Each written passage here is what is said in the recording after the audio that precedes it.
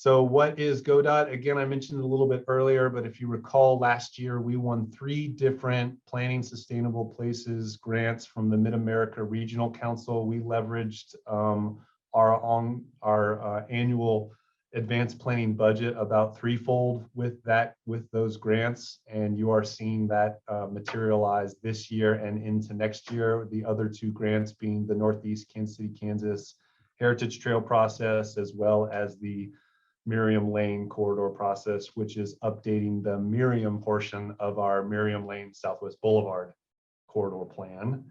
This conversation on a countywide basis, so both the UG and all of our incorporated cities, we really haven't ever had a both countywide or, quite frankly, concerted mobility conversation in this county, as far as I can tell, ever.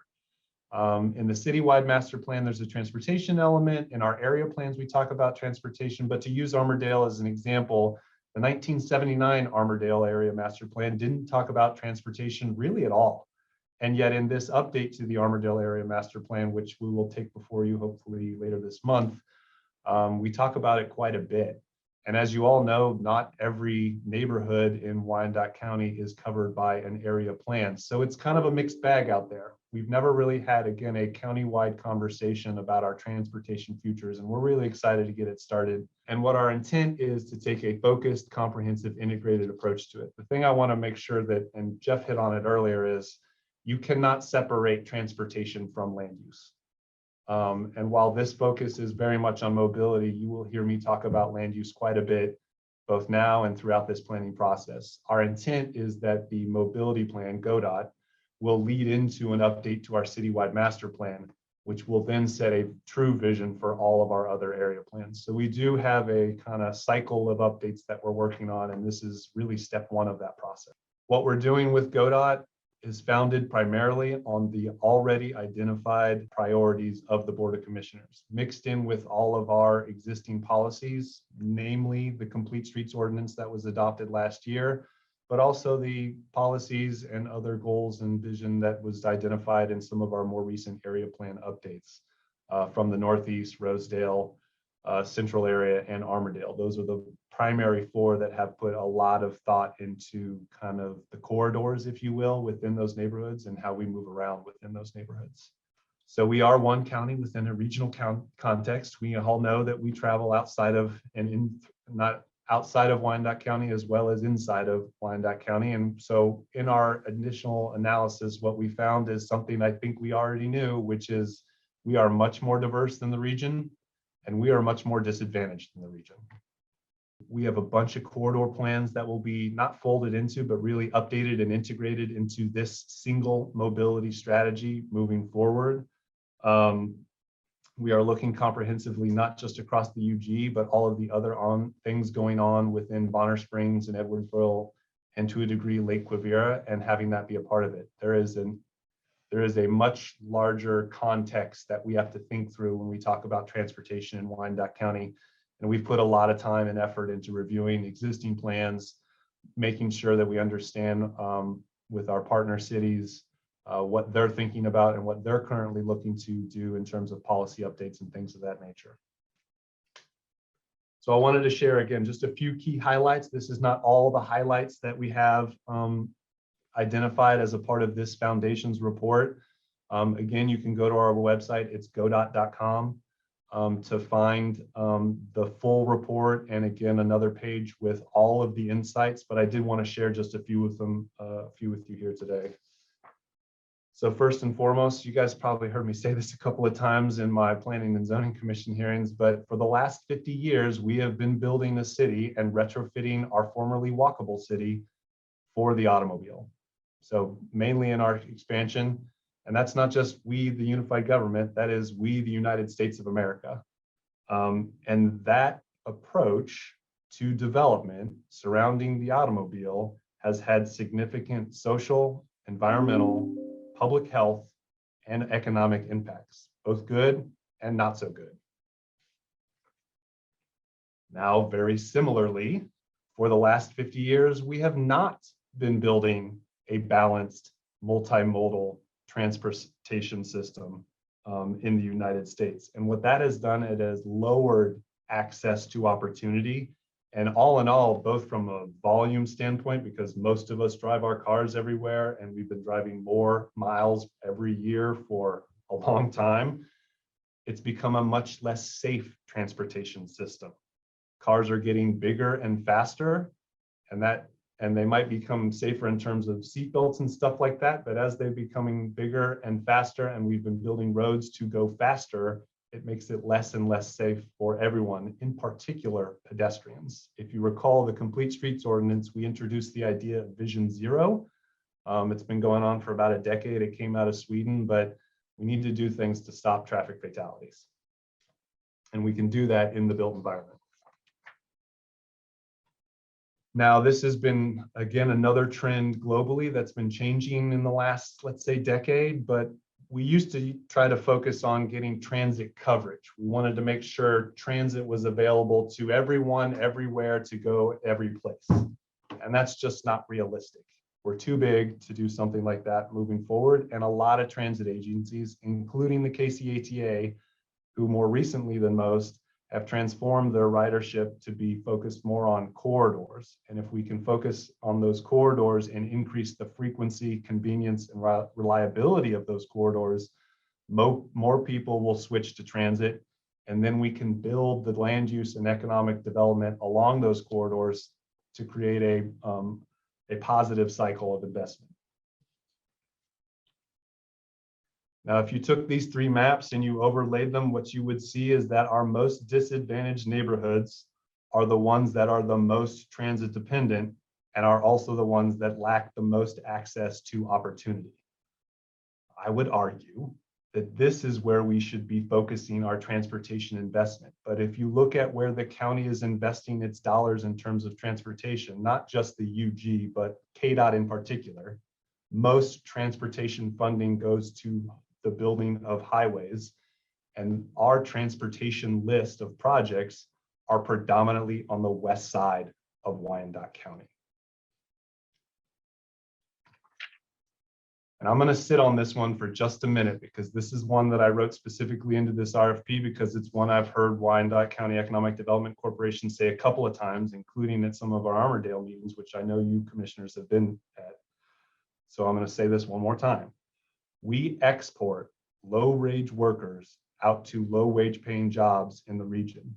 We import high-wage earners from outside of Wyandotte County into Wyandotte County. Now, this isn't exactly a mobility conversation, but we do have a jobs housing imbalance in Wyandotte County. And yes, that can create more vehicle miles traveled, but what is the equity issue around that? Jobs alone is not a good indicator of economic development. For whom are we building these places and these jobs, if not for Wyandotte County residents? We don't have an earnings tax like Kansas City, Missouri, so we're not benefiting on that amount. Sure, where we're doing that development might increase property tax, and sure, where those people are working might increase sales tax in the area. But we all know what situation we are in today, which is we cannot fund the maintenance of our existing roadways. So something's not working. And this is the last insight. Again, this is just a snippet of some insights. It's not all insights, but this one's really important too, because it talks about potential for multiple benefit.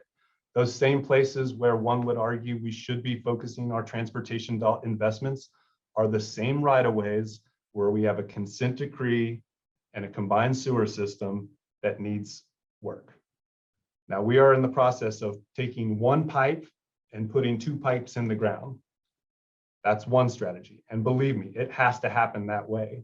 But there's a way that we can think about those things that we're already going to spend money on in the public right-of-way to do it better. Things like green infrastructure, things like complete streets. These are all the same opportunities that we have when we open up our roadways to do this infrastructure work.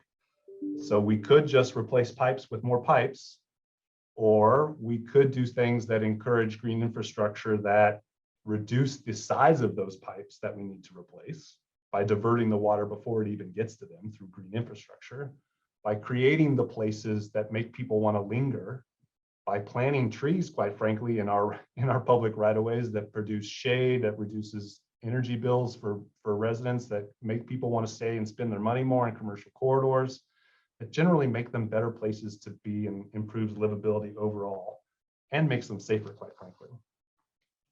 So you could say this about darn near anything, but the time to invest is now. And it feels, quite frankly, at least to me, that there's a moment right now, locally, regionally, nationally. We have ARPA dollars in hand. We have a consent decree and you guys raised the rates. We are in the process of accessing WIFIA loans, which we could leverage with ARPA dollars. And the feds, if they can get their acts together, Congress might pass some infrastructure bills. This planning process is our opportunity to identify, not just as the unified government, but as the entire Wyandotte County, the transportation projects that are the highest priority for us, and be ready for when those federal dollars and grants come our way. We have a plan and a strategy and a collaboration with our partners to move forward with. So I would argue the time is now. And I have two thoughts that I want to kind of just share with you that aren't in these slides, but I think are really important to talk about. And again, we're going to open up here in just 2-3 more slides, excuse me, after I go over next steps. But I mentioned that transportation and land use are two interconnected ideas. One of our maps that you will see in the Foundations report looks at the volume of traffic versus capacity of the system. And there are very, very, very few places in Wyandotte County where we actually have congestion issues. Very, very few. Now, traffic is subjective. Having spent the last 8 of the last 16 years in Los Angeles County, I can tell you I have a different opinion about what traffic looks like. But if you look at the data and you analyze it from a capacity standpoint, there are very few places where we actually have bottlenecks. And yet again, a vast majority of our transportation dollars, not necessarily the UG, but globally, are spent on expanding freeways. There's a concept that's been tested and proven. You've probably heard it before. It's called induced demand. You cannot build your way out of congestion. If you build and expand highways, it only creates it easier to drive farther, inducing automobile-oriented development, which itself only creates more traffic. It's a vicious cycle that's been going on since the 1950s that, in my opinion, we have to break and change and go back to what we were doing, traditional neighborhood development, where we focused more on people and not cars. So this mobility planning process is fully underway. Again, we've launched the public process. We've been doing some research for the last couple of months. We're going to fold it into both the Northeast area, Northeast Kansas City, Kansas Heritage Trail and the Merriam Lane, as well as all of our other corridor plans into this mobility plan. We hope to be done by the spring.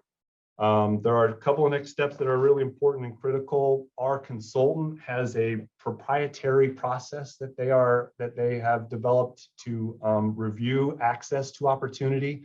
What you see on the screen right now is an example of that mapping process that they've done in Charlotte, North Carolina. They're doing it for Wyandotte County right now. We're going to get the results of that pretty soon. One of the sub-consultants is currently doing a comprehensive policy review of all of UG, Bonner Springs, Edwardsville, and the city of Lake Quivira policy to see if there's any gaps, alignments, opportunities, conflicts, things of that nature. All of this, the survey, your guys' input and questions today, everything that we can put together between now and the next, I'd say about month, is going to inform the process moving forward so that we can identify the conversations we need to have to get to a point where we have a comprehensive mobility strategy. And so with that, I'd love to take any questions, comments, thoughts, ideas about what we should be focusing on right now.